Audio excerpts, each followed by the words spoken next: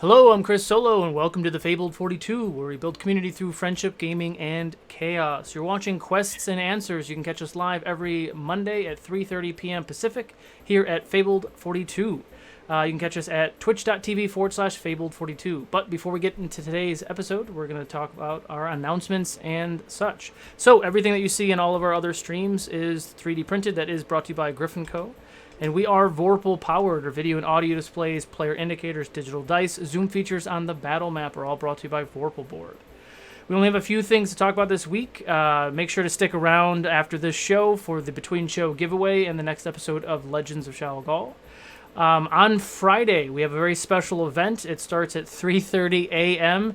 It is our level up 12-hour dungeon crawl. We're upgrading our streaming equipment, and we're going to drag our managers and producers through an interesting dungeon. All the player characters have been created with the help of all of you. None of the players for that event have seen the characters that they could play. When we go live at 3:30 a.m., whoever is live at that point will roll a d12, and that character will be picked for them. And all those other pregame stuff is still live, so go ahead and check the Ko-Fi menu down below. I'm going to pop the link in there because I forgot to do that. Check the Ko-Fi link down below. It says who's playing when, and it says what some of the pregame buffs and donation items are. And then during the game, we'll do our typical monster drop, typical potions, and such. And the newest thing there is reincarnation. So at any point, if you feel like that player is not playing that character very well and you want them to be reincarnated into another character, by all means, drop that donation, and they will have to re-roll a character mid-dungeon, mid-fight. It could happen in the middle of a fight. Who knows? But that's enough of my announcements. So let's go ahead. Before we get started with the world building panel today, let's get through our panelist introductions. James, welcome to Fabled 42. Hey, thank you so much for having me. My name's James Too excited. Whoa! So excited. So we'll come back to James in a second. Amber. Yeah, that was scary. Just blinked out of existence. Hi, I'm Amber, aka Rocket Orca. My pronouns are she, her. I am a graphic designer, and I'm a UX certified graphic designer. I do a lot of layout and logo design, but I'm also a co-owner of the Geekspective podcast network, where we have a lot of shows, actual plays, and talk shows. My show is called Shapeshift. It is my journey becoming a GM. So I captured my entire GM journey, all the games, like 80% of my games I've ever ran or in this podcast. Oh my goodness. Yeah. That's cool. Yeah. It's fun to listen back on. I've done it once, never again. But yeah, so that's me. Go to geekspective.com to check out my stuff, and also rocketorca.com to see like my actual like graphic design stuff. Amazing. Thank you. And James, welcome back. Looks like we cast Blink on you for a second. Sorry. Yes, that was just one of the many magic tricks I'll be doing tonight. So my name is James Introcaso. Am I coming through? I think your mic may be different. Mic. Yeah, if the top 3 horizontal lines will switch your mic. Is this better? Yes. Tremendous. Okay, sorry everybody.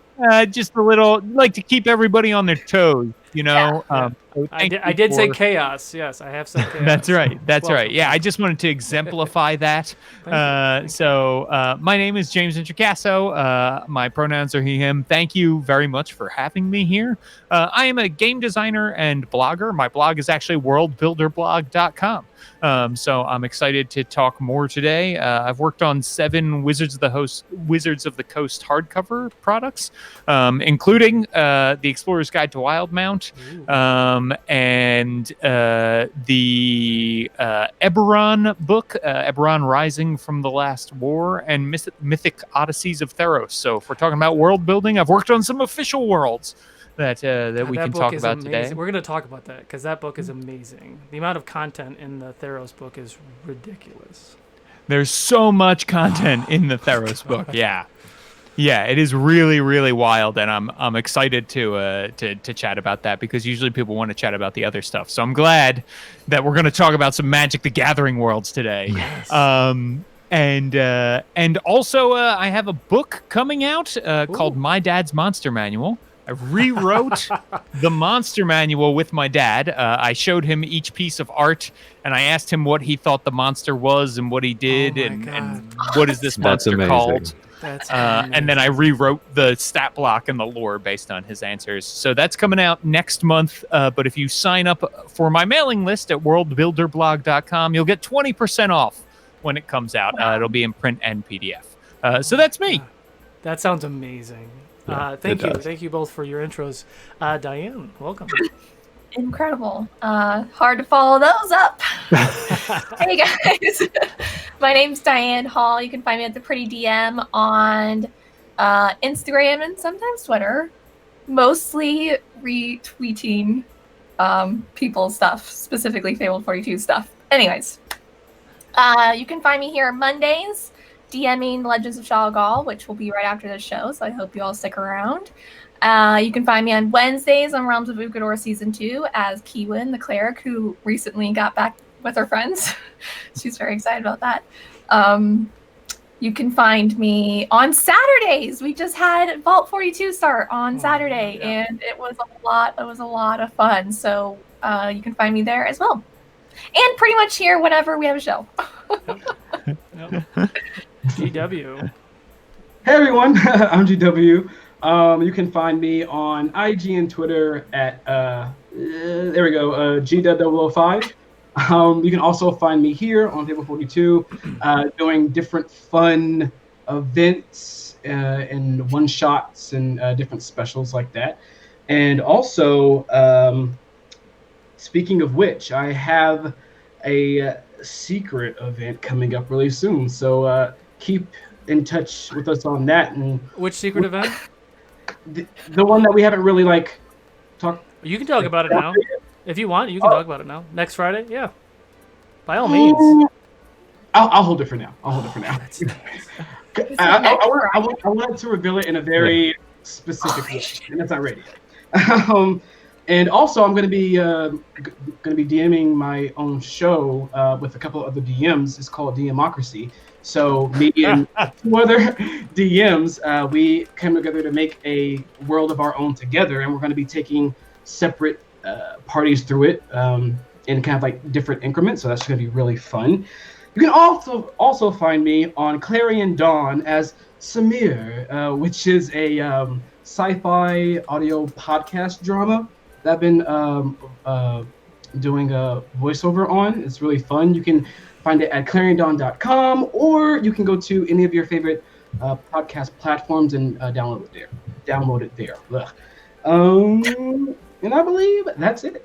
So to put our community at ease, you don't have to give away who is in your game, but could you say what the game is and when it is so people can put it on their books? Yes. So the game is going to be on Black Friday.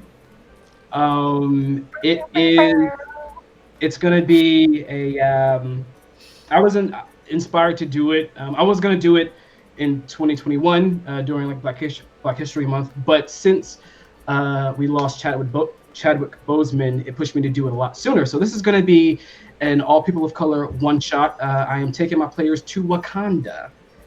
They are going to be generals in the city of Wakanda, and they're going to have some things they have to take care of while the king is away. So, be fun. It's awesome. I'm very excited. That is so cool. Thank you for sharing. Okay. Maybe you can do another one next year. He's gonna do we have a few other things in February too. Yeah. Yeah, we have a lot of really cool things. We need more of that. Yes. And I just feel it. Yes. It's gonna be amazing. Hey guys, I am Ronan Fox. You can find me on Instagram at Ronan Fox. Primarily, you can see my face on this channel on Fridays for Fox Talks, because I'm a giant egotist and I name the show after myself. Where I sit down with the people that run and participate in all of the Fable 42 campaigns, and we talk about the characters, talk about the show, talk about decisions, all that good stuff through fan-generated questions. As far as shows go, you can find me on Wizards. I'll be on the 12-hour stream next Friday, and a couple different things that are lined up for later. And I am but one solo interpreter for the network. That's fair. That's fair. We haven't started this yet, but there is a project that Ronan and I are doing where he's taking all of the nonsense in the worlds that I have in my head out of my head onto paper, which is never before seen. And I have multiple worlds in my head, and it's ridiculous. Ronan, and God, he can fill his head up with more worlds. Yep. Just I to can make do room. that. I'm gonna teach you strength, Ronan. Yes. You know, we're going to start with Ukador, and then we'll talk about my 12 solar systems with 18 planets each, and we'll talk about those later. We're just going to focus on Baby Ukador steps. right now. Baby steps. Yeah. So speaking of worlds and world building, you all know Ukador very, very personally. You've been introduced to Shao Gal. We're being introduced into Vault 42 and our April's Fallout world of Texas. But let's talk about world building. Let's talk about where do you start? Do you start building your own world? Do you prefer using other worlds that people have used? What's your preference when you run your games? Good question. So I think it really depends on how much time one has as a game master, but the advice about starting, I feel like, is the same. And certainly from the game design perspective, these answers might be different, right? Like if you're building a world for people to publish and put into words, and then you're going to try to sell it as a book or a PDF or something like that, the answers are very different, right? But if we're talking about sitting down, playing your game with your friends, I love to run in a published world, because then, hey, all my players can get involved, and I have this fantasy like, oh, they're going to read it. And it turns out that I'm still the only one who knows anything about the world. Right? Hey, James, yes, that I'm sorry. I was like, oh no. Right? I mean, it's definitely true that you sit down and you're like, yeah, here we go. We're going to play this. And they're like, yeah, I read about like the character thing. It's got a cool spell that I can do in this world, and I'm ready to go. Right? Like I can do X, Y, or Z. So I think whether you're using either one, you want to make it your own. And my advice is to like start in a place you know well and build out from there, right? And I think that's pretty basic and standard world building advice, is like start small. So even if you have a giant tome of like, this is everything that's ever been written about Dark Sun, you should still start in like one place in Dark Sun and know like the dungeon that the characters are going to go to the first session, and don't feel like you need to know everything else. I was going to say, it really also depends on your players, like your player group. Like usually I've had groups who are like, yeah, we don't really like making up our own stuff. Like we would rather have stuff that's already established, that we can adventure into or whatever. And so it's like, oh, okay, well then I'm not going to spend a lot of time building my own world if you guys are not really like participating and collaborating with me. I personally like building my own stuff for that same reason that James basically said. Like, yeah, I could do a published setting, but I tend to be the one who's reading all that lore and all that stuff, and my players may not be as invested. And I've noticed that my players, the collaborative ones who really want to do that shared world building, are way more invested in stuff that they get to contribute to the world. And then it's easier for us to remember things, like things that they specifically made up. So I tend to like taking a game system, if it has like an idea or a theme or tone, but then making my own world in that theme tone of that world. Yeah, perfect. I love it. So from my point of view, the way I start world building is I am a character designer. Like I love building characters. I love kind of developing them. So I totally agree to start in one place, like a town or a city or something, like the hub. But for me, I always kind of say like, okay, well, like this is like going to be a cool town. Like before I kind of like dive into it, like what are some cool people? Because that's what gets me excited. So I think of different characters, like how they would talk, how they would act, if they would sell. Because I literally went to school for it. Like I went to school for character development and design, so like I love it. Like I can't get enough.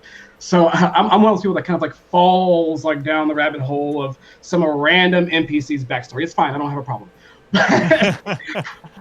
But yeah, that's typically where I start. Like some kind of fun, interactive personalities, characters, and then kind of work from there. Like, where would this character be in this town? Like, you know, if they're not liked, would they really be working here? Well, maybe they do work there, and it's funny, like stuff like that. And then I kind of go from there, from the people to like the landscape. And I'll do sort of one step before I get to that. I will start in a town, usually, but before I do that, it's usually the reason that I create a world, maybe not necessarily because it's going to end up at a table, but for a book or whatever, is to start out at some conceptual level, right? So you say, what if everyone's trying to kill mages or whatever? And you know what I mean? That's what you want to explore in this world. So what does that mean for the town? How does that affect the kingdom? That may just be one country that you're building or whatever, but I usually start with that concept first and then start thinking about how that would affect a world. Diane? Originally I played in the Forgotten Realms setting, and quickly my players didn't want to be on the Sword Coast anymore, so I kind of had to scrounge for old editions, lore, and then alter it to what I thought would fit at my table. And that's as far as I thought I would ever go with world building. Was just altering the world as my players like needed it. And then I broke my knee and was kind of just stationary for a while. And I was in Iceland while my knee was broken. This is a long story and I won't get into the details, but I didn't know my knee was broken, but I was in Iceland.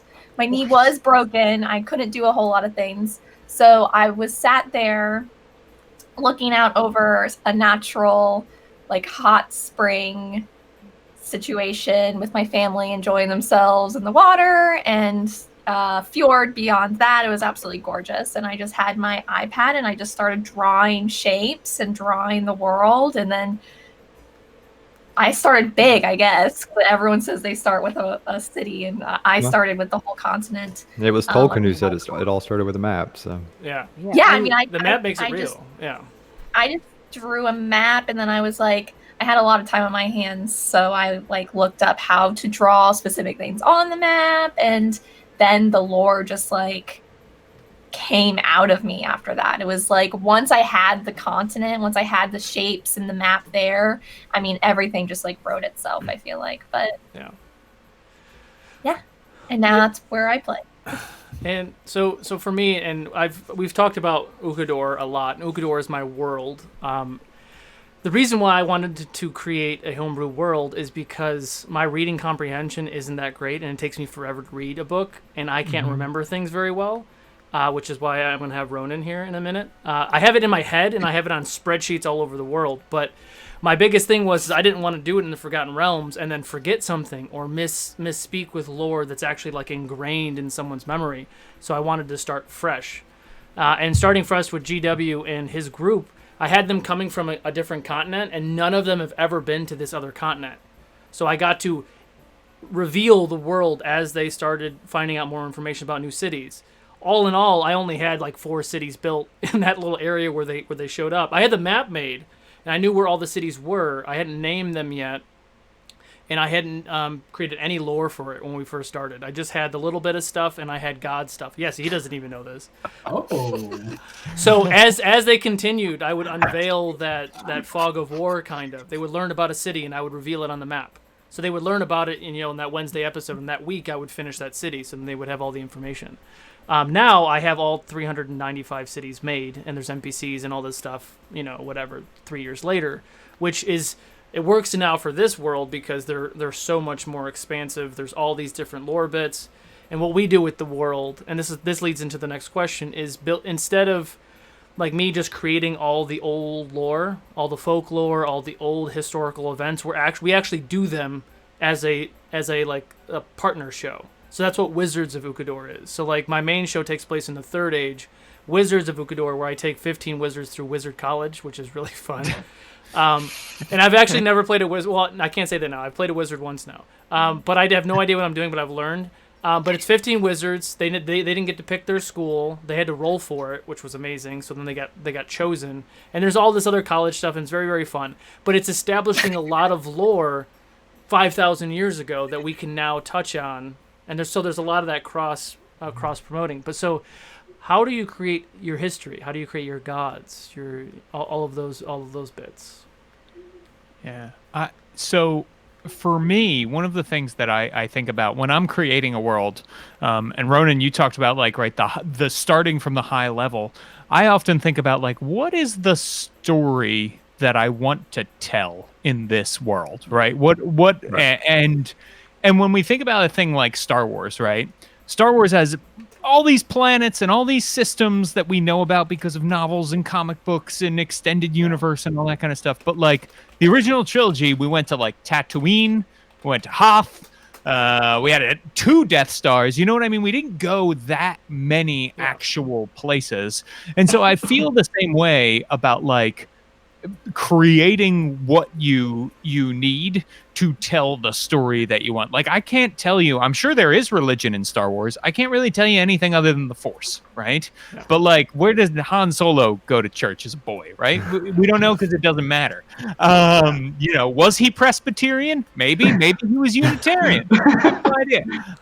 And so I often think about like getting together. I like to do it when it's something that's going to be done at the table with my players, and also with whatever system makes sense, right? Like if we're playing Monster of the Week, which often takes place in a modern world, that's great because so much of your world building is done for you. You're like, we're in Philadelphia, that's where we live, so we already know everything that's here, that kind of thing. If you're building a giant fantasy world, right, for like a D&D game, you can sit down and say like, okay, my players probably aren't going to read about all the gods that I write anyway. Which ones do I need to get started? Hey, you want to be a cleric? Okay, what domain do you want to be? Okay, let's make up a god together, right? And then we can sort of like, oh, I like that, but that's very traditional god of light. Like, how can we put a spin on this, you know, and go from there? Okay. That's kind of how I would do it at the table with my players. So as far as races go, or as far as religion goes, the only time I would ever really sort of delve into it is when I'm creating a race, right? So that's going to dictate, religion often dictates culture. It can go to everything from the way you dress to the way you act to the way you eat. So if you're trying to create a sort of well-rounded race, typically you're going to want some type of creation mythos because that's going to be what their sort of core is.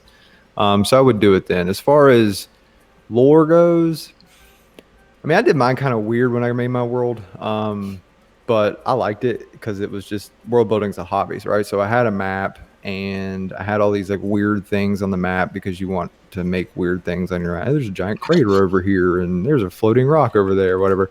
So I started, when I made my map, I also made a timeline of things, and just as I went, whatever, like, oh, there was a giant pirate war. All right, when was that? It was in 1617. I don't know, whatever. And then you just write it down. And when you're done, you have this giant 3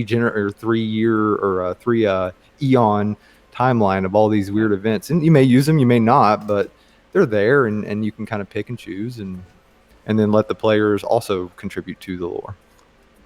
I like to think of like when making the lore for like towns and worlds and stuff like that, I typically would kind of, I want to say I start small, but that's not always the thing. It's kind of like I kind of bounce from starting small and then like the way up here, like the gods.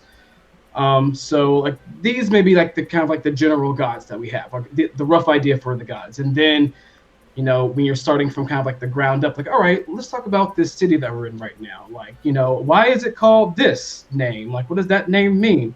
How did it get that name? Oh, that name sounds kind of like this would happen. Like maybe there's some, you know, old tales of, you know, I don't know, giants stomping through and then disappearing into the woods, but every now and then tales say they come back, like things like that. I like fun kind of stories that can kind of bring the land and then the world together and bring it alive.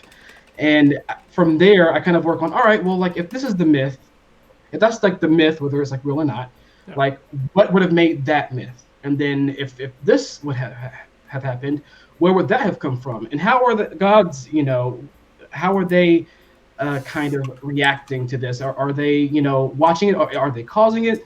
Things like that. So I kind of bounce from like the top down, boom, boom, boom. That's just kind of, it feels comfortable to me. So that's how I go about it. Everyone has a preference, but it's always like pinball. Yeah. Really, true. I was gonna say I've only been GMing now for 3-ish years, and I've built my own world and everything. And I was talking about how I really enjoy the collaborative world building, and so a lot of times I'm relying on players because they know their characters, they know what they want and their backstory, whatever they have in the back of their mind. And usually, for history stuff and for God stuff, it's like, well, what is your, like I had a character who was like half fish man. And this is in a system called Ryutama. It's heavy emphasis on world building. It's a Japanese RPG. It's the pitches, and James has heard this from me so much. He knows it's like my favorite game. But it's like it's like Oregon Trail, Studio Ghibli kind of stuff. So think Princess Mononoke plus resource management and world building. And that sounds awesome. It's like everything I love: resource management, world building, cute dragons. All right, got me. And so he had like this fish. The world is like, I was like, it's blank, pretty blank slate. We've got some rules set up about it, but what are you thinking? And over time, his character, we were playing to find out, his came from a long descended race of like people who could breathe underwater, but over time, it's just like they diluted. But like, think about us in reality. It's like I don't remember the exact dates of significant historic things at all, so it's like it doesn't really matter the dates, but if something happened, like Ronan said, something happened, it happened, we know it exists, and this is where it kind of happened.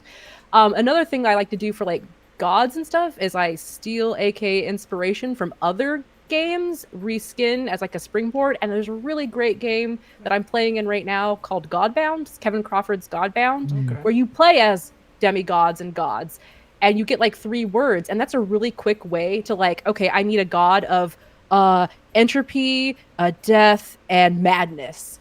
Okay, cool. I can get inspiration from this game, and then maybe just make that kind of at least as a springboard into this other world. So that's kind of what I do. I like it. Diane, what about you with timelines or gods?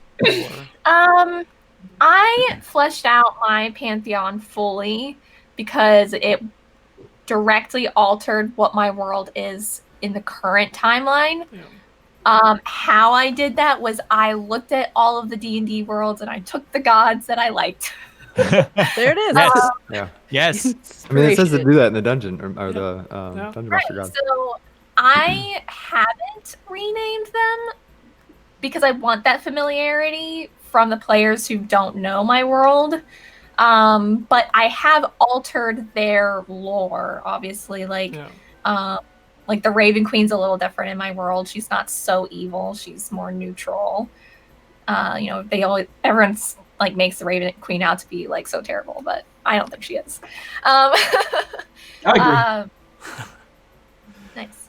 But yeah, so I took the gods I liked, and my pantheon's like broken up into like evil gods and good gods, and there's a specific reason for that, and it's directly tied into the lore. And I don't want to say too much just because my players tonight are dealing with all of this stuff, so I don't want to say too much about it, but that's how I created my pantheon.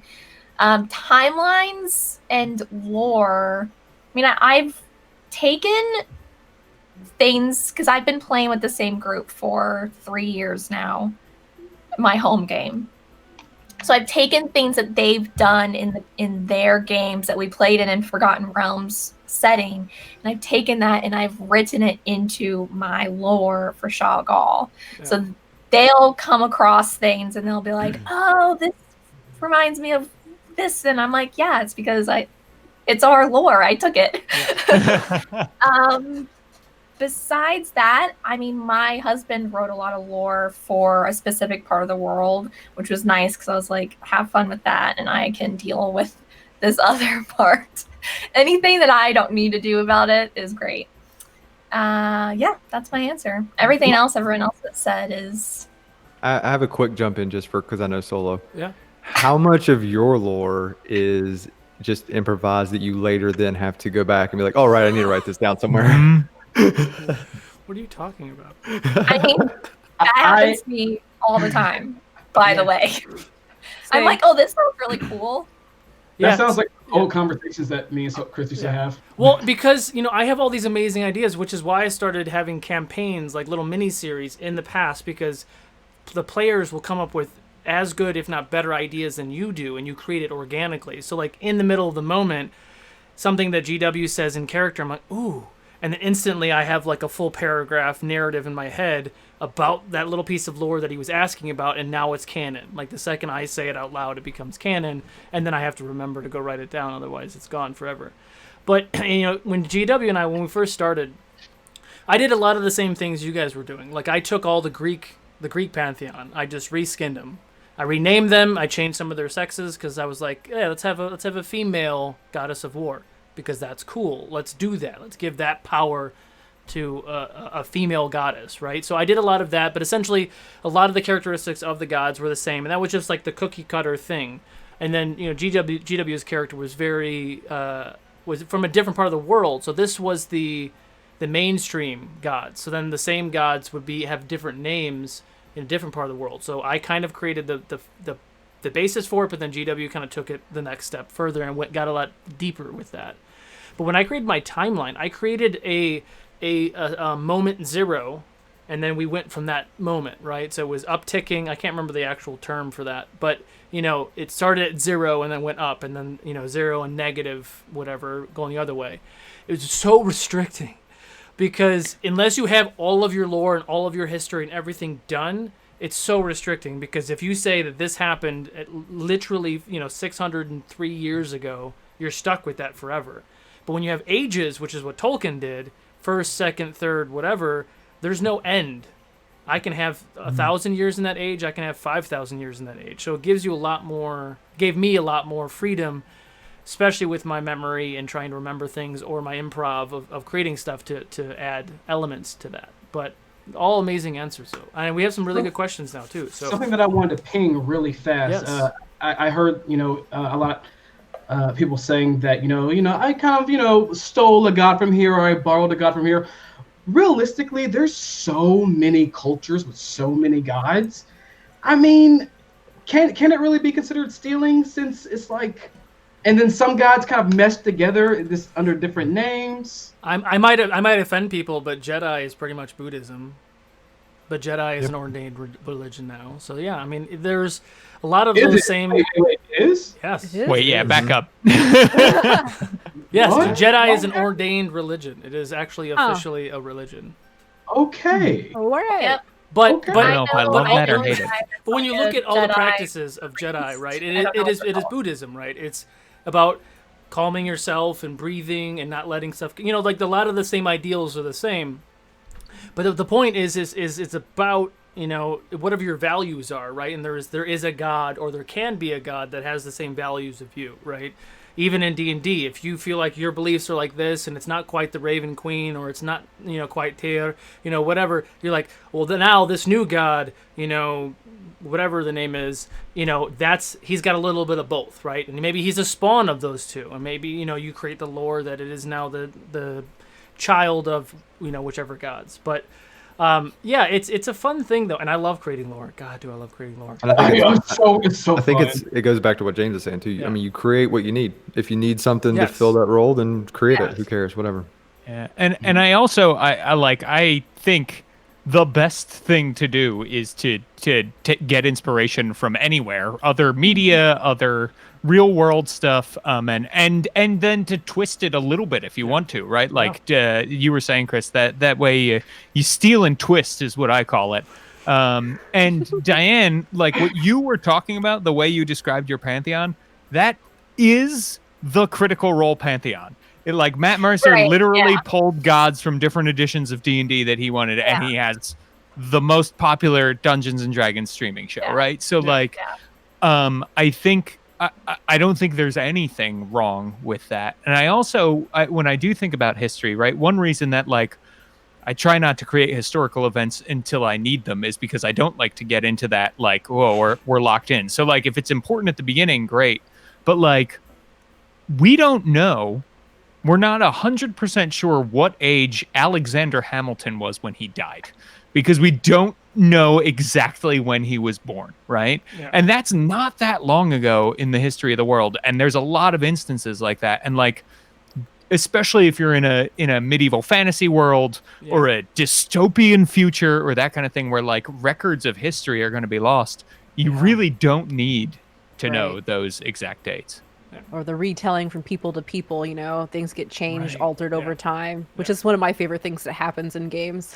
Oh, God. yeah. Yes. Like, people come like, oh yeah, I think I heard, and then like, oh this, and then like over time it just morphs, and it's like, oh yes, he was this champion of whatever, and it's like, no. You know, it's funny that you say that because GW and his group in the season 1 actually did something like that. One of their players, hang on, one of their players got bit by a vampire, and they were talking to this expert vampire hunter who was a guest whatever. They said, well, if we kill her host, will the, you know, by the full moon or something, will it be gone?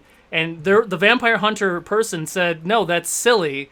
But they still had it in their head that they had to kill the host by the first full moon, and then they were very confused at that point. And I just let them go with it, and it was fun. Yeah. Yes, Awesome. GW. Fact check.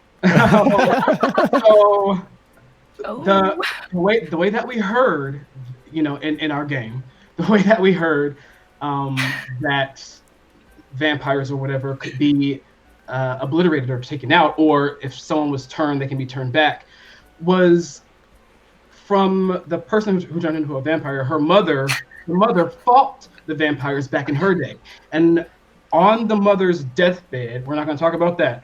On the mother's deathbed, the mother told me, the only possible way that you can do this, and I did an investigation check and insight and all that, but she was just like, the only way that you can, you know, fix my daughter is by killing the host before the full moon, whatever. Her dying mother said that. So I was like, okay. And then last fact is that the person who told us that, like, oh no, that's a bunch of bull. This player was a previous player. That's true. Who was playing a different character that killed my character's sister. So Chris brought on this old player who killed my sister. I love him. I forgot about that. That's fair. And he was playing this new character, and he told us that. So I'm just like, sure. So that's what that was. His name was Hans Velsing. How could you not trust him? Okay, so we do have an awesome question. What do you do when you find that an idea or a concept that you have aligns too closely with something that that's already been established? So coming up with an idea in your world that you find out is in Critical Role's world or something like that. That always hurts too. Man, it happens all the time. I thought I put a cowboy hat on a wizard and I was original. No, I am not original.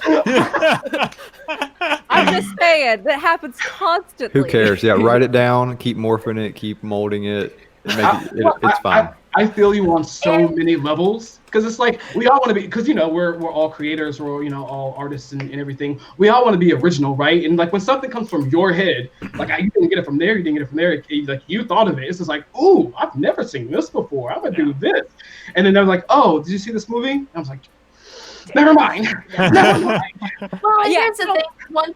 Once you run it through with your players, it's gonna change because they're gonna do something that's going to rocket it in a whole nother direction.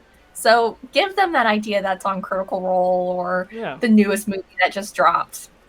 I mean, if you're not streaming or publishing your stuff, who cares? If you are, then you probably have to reword something or tweak something a little bit, maybe, you know. And that's the other thing is, right, if this is all home game stuff, like you are an adult playing a game with your friends, probably, or maybe you are a child playing a game with friends, but it still stands that like you can say, hang on everybody, it's bothering me that this is too much like this, so I'm going to change it. Right? Like you have that power at your table, and like anything else, if you have a big problem or if you have a player who's always like pointing out the things that are like the anime you have not seen or the comic book you have not read, right? Like all that kind of stuff. You can say, hey, could we just I get it, right? Nothing is new under the sun. Everything is a remix, blah, blah, blah. I played in a game for a long time with Mike Shea. He goes by Sly Flourish on Twitter. And he found himself in this situation where like he just could not get out of the story knot he had created. And he had an NPC named Lord Retcon, who was a powerful wizard, come in and change reality, right?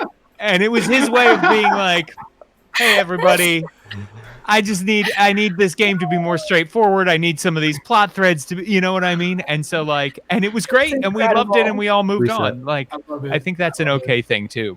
Oh, that's amazing.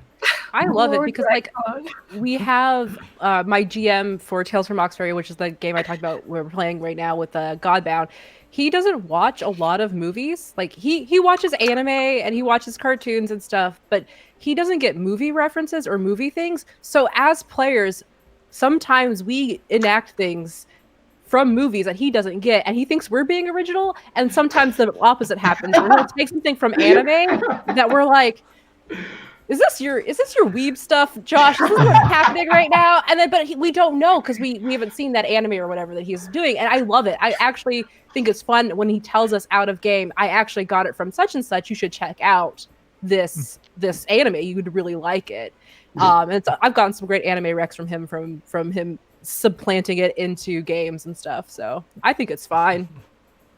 Just I think roll with it. I think it all depends on what you want to do. I mean, yeah, I agree. So if it's a home game, go for it, whatever. And you use a lot of that stuff as reference anyway. I mean, like if you're a DM and you're like, it looks like Han Solo or whatever, you know what I mean? Like, so you use that stuff because it's easier to reference.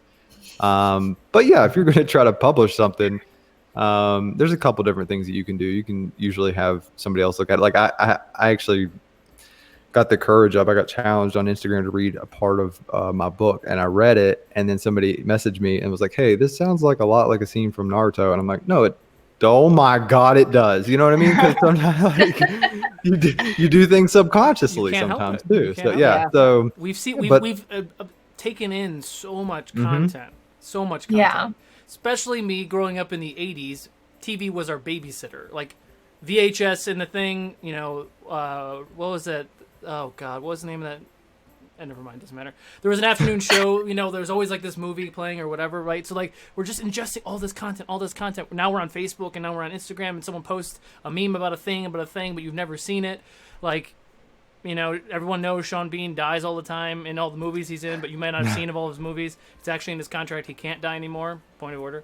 But you know, we've taken all this content in, and it can't help to come out. And you know, if you're publishing your stuff, unless you're literally just plagiarizing from a book and putting it in your book, you're gonna be fine. If you call something similar. If it's spelled the same way, then you probably just make the I's Y's and you're fine. You know, like there's a lot of things that you can do to still like keep your name or keep your thing because it's your thing now, just because someone else also has that thing. You know, that means you share that together. And ideas are just so there, right? And the universe is what it is, and everybody has ideas at the same time. I actually had a drawn out like blueprint. I was getting ready to try to find someone to make it, of the first bike that folds in half and you can carry it up the fucking stairs. Like I thought about that before it was a thing in San Francisco, and I didn't do anything about it. So that idea was like, well, if you're not going to do anything about it, and it flew to somebody else, and it gave somebody else the idea, and then all of a sudden I see bikes that fold, and I lost my bananas. But it's fine. But see, ideas are that fluid though, and that's the beautiful part. And if we borrow from other places, and you take things from other places, and things like Wizards of the Coast says, hey, yeah, you can use this and you can change it. Like I'm doing I brought Rime of the Frost Maiden into Ukador, and I renamed the 10 towns, and I have a lot of the same lore, but now it's in Ukador's lore, and it's very different. And, you know, so, like, you can do these things with this content because it says you can do that. And you can make these things yours, and you can make it juicy and even more juicy because now you're adding to that pot of content. Yeah, and you can definitely have homages to things as well that people will appreciate, right? So let's take Wizards of the Coast, right? Chris Perkins, who writes a bunch of their adventures, is big time action movie buff. There is a submarine in Waterdeep Dragon Heist that is called the Scarlet Marpenoff. Scarlet is a synonym for red, and Marpenoff in the Forgotten Realms is the 10th month. So it is Red October hidden in there, right? And that's like on purpose and obvious. So I think it's okay to also do that and to have little nods and Easter eggs that people will like and that kind of thing. Yeah. And there will be times where you do a thing that I have 70,000 words on a project right now, and I just heard about something last week, and I contacted the publisher, and I was like, I just heard about this product, and it's gonna be like ours, but it's coming out first because it's already published, and they were like, whoa, breathe, like slow down.